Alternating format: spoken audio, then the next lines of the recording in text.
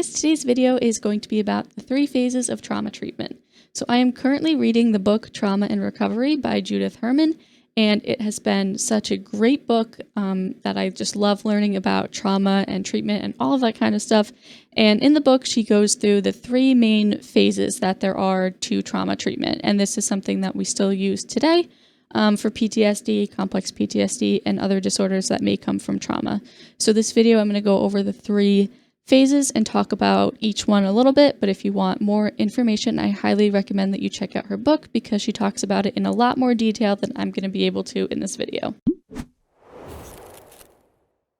So the 3 phases, I'll say them all together first. The first one is stabilization and safety. The second is narrative building and making meaning, and the third is integration. So we're going to start now by going over stabilization and safety. So it's really, really important to start with this one. I know some people who want to just get into therapy and immediately start talking about their trauma and just get it over with. But research has shown that this is not a great tactic, and typically it makes things worse, and you're not really going to be able to get as much out of your treatment as you would if you take the time to build the stabilization and the safety first.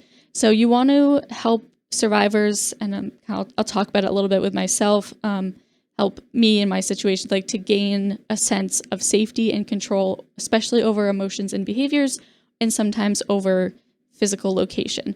So this phase is different for everybody. For some people, it can be like literal safety, like they're living in an unsafe situation that they need to get out of. They're living in an abusive situation that they need to get out of, and that needs to be done first.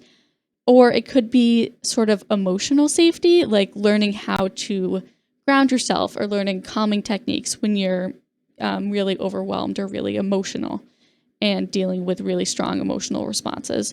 During this phase, this is also where self-harm and suicidality, if they're present, should be addressed because that is a safety concern and that should be something that is being worked on to be reduced.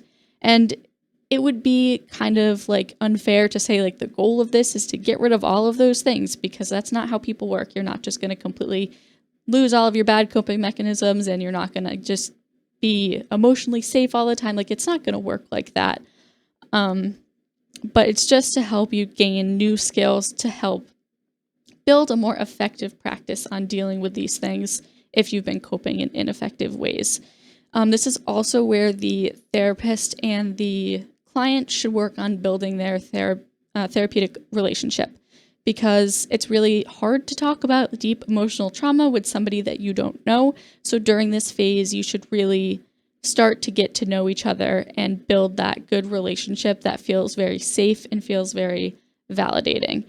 So I've heard that this phase can take about a year. There's not like a one-size-fits-all time frame for any of the phases that I'm going to talk about. It really depends on the individual person. If it's someone that really needs help getting out of an unsafe situation, that might take a little bit longer than someone who maybe just needs to learn a couple grounding skills before they get into it. And a lot of the times, the age that the trauma took place and the length of time that the trauma went through can determine how long these phases are. So someone who went through trauma very young and for a very extended period of time will often need longer times in each of these phases than someone who went through a shorter window of trauma. But again, it can be different for everyone. It is going to be different for everyone because everyone processes trauma differently. So phase 2 is narrative building and making meaning. So often traumatic memories are going to be disjointed and non-linear and really unclear. I do have another video about this that I'll link at the end that kind of explains why traumatic memories are like this.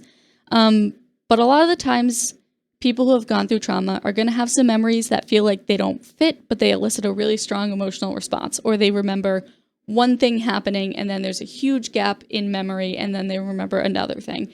So this makes kind of going through the trauma experience really difficult because you don't really know what happened. You only have these little pieces of memory. So during this phase of treatment is when the therapist and the client should be working together to share these little memories and try to fit together a narrative and make some meaning out of what the client remembers.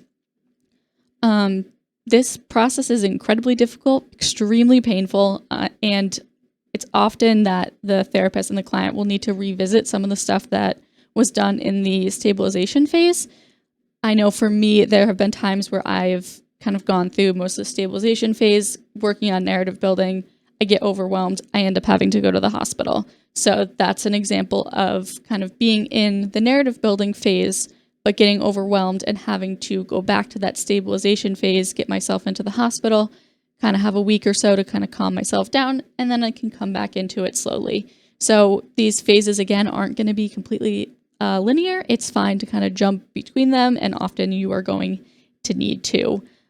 During this phase, it's also really common for repressed or like blurry memories to become clearer. And this is usually because the brain is realizing that it is now safe to explore these memories and kind of unload them and think about them. And that can be really difficult and really scary when you suddenly remember something that you didn't remember before. But again, that's why having that good therapeutic relationship is really important. So that way, like when you are scared, you have a therapist that can kind of remind you that it's okay, that you're safe, and that you can keep exploring these memories.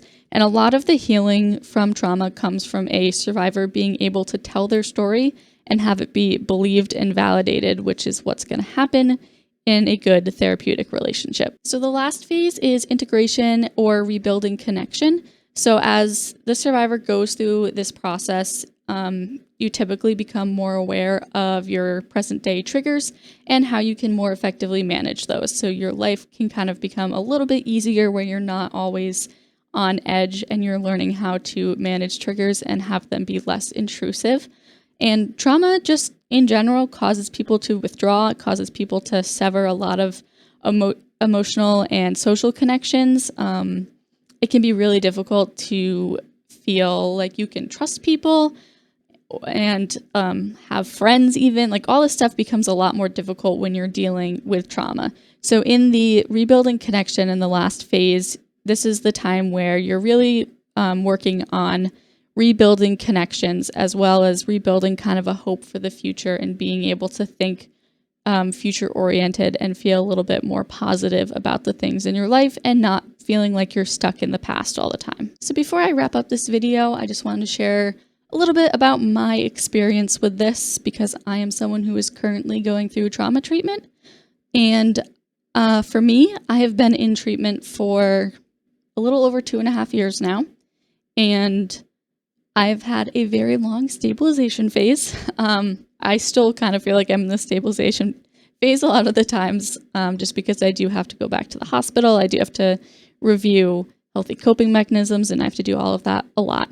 But I'm definitely getting more into the narrative building phase currently, and that has been really good and really difficult at the same time. The memories that I'm kind of going through are really painful. I don't like thinking about them. I don't like remembering them. I don't like having nightmares and flashbacks and all of those things that kind of happen as I'm going through rebuilding the narrative. But I've found that being able to talk about what has happened has been huge for me. I've struggled with depression for most of my life, and most of my depression comes from my PTSD. And being like my depression, I still have extremely severe depression, but now I feel like I understand the reasoning why. And that makes me feel like I can maybe get past it a little bit if I can keep working on making this meaning and figuring out what exactly happened and learning to overcome it and learning to help others with it and all of that kinds of stuff. So it's been really helpful. I get really discouraged when I feel like I have to go back into stabilization versus just charging through and building that narrative. I am definitely one of those people that I'm just like, I want to get it all out right now, so let's just talk about it, even if it makes me feel terrible. But I've been learning that taking things slow and not being afraid to take a step back, not being afraid to stop a conversation in the middle of therapy when I feel like I'm getting too overwhelmed, that has all been really good. And that brings me to another really important thing. So trauma is caused when someone feels like they have no control at all. A lot of the times this is too when you feel like you're in a life or death situation and you have lost complete control over everything. So in treating trauma, it is really important that the trauma survivor feels like they have a lot of control over their own treatment. I struggle with this because I tend to just like people to tell me what to do because it's easier. However, my therapist has kind of challenged me to set the pace a little bit more. And like, if I want to talk about trauma stuff, bring it up and not like wait for him to do it. So learning to do that has been difficult, but it's another level of healing to help me learn that, you know, I'm in control of this. Like, I'm in control of my story. I'm in control of how I tell it. I'm in control of when I bring it up, when I decide not to, and all of that. It's been great. It's been really difficult, but I definitely think that trauma therapy is worth it. And I don't really think there's another alternative other than, you know, trying to shove it down, which never works. So that is it for today's video. Sorry, I think it was a bit of a longer one. Again, if you are interested, the book that I am reading is Trauma and Recovery by Judith Herman. I highly recommend it for anyone who is interested in learning more about these things. And I will link at the end of this video my other video about traumatic memory if you're interested in learning more about why traumatic memory is often nonlinear and disjointed. So thank you guys so much for watching, and I hope you have a great rest of your day.